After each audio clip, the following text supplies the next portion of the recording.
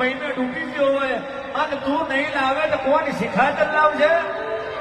એના મારી મહોણીએ કીધું કે આ મહિને હપાડું કરું અને મહિને હપાડું કરી અને તારા મોન શંકને જીવતો લાવું. આ જતાડી અને ઘરની મય પેલો પિયાનો પૈસા કરી ડાળવું પડે. એ ભલા દેવી ભલા, આ દોત કરવાની વાતો છે. આ જતાડી અને ઘરના ખડકે પેલો પિયાનો કે માં